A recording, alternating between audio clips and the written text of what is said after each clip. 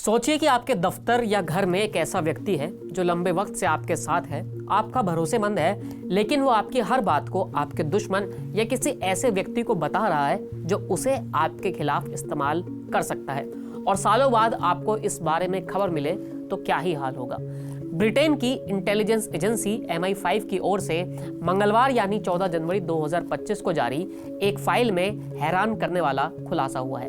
File से मालूम चला है कि इंग्लैंड की क्वीन एलिजाबेथ द्वितीय के आर्ट एडवाइजर एंथनी ब्लंट रूस के जासूस थे। चौंकाने वाली बात यह है कि करीब एक दशक तक इस बारे में महारानी को भनक तक नहीं लगी थी।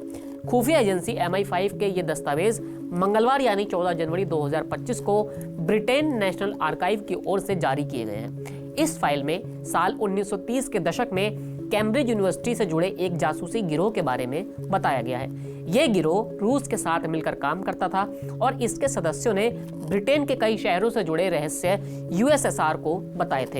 एंथनी ब्लंट भी कैम्ब्रिज 5 जासूस गिरोह का एक मेंबर था, जिसने दूसरे विश्व युद्ध के वक्त सोवियत संघ को कई गुप्त सूचनाएं भेजी थी और इसके बदले में मोटी रकम ली थी। फाइल में बताया गया है कि महारानी एलिजाबेथ द्वितीय को लंबे समय तक उनके आर्ट एडवाइजरी के इस रहस्य के बारे में कोई जानकारी नहीं थी। अधिकारियों ने ऐसा इसलिए किया क्योंकि वो नहीं चाहते थे कि महारानी की चिंताएं बढ़ जाए। एंथनी ब्लंट सालों तक बकिंगम पैलेस में महारानी एलिजाबेथ के आर्ट एडवाइजर थे। उसकी हरकतों पर जब ब्रिटेन के सुरक्षा अधिकारियों को शक हुआ तो उसे संदेह के घेरे में रखा गया।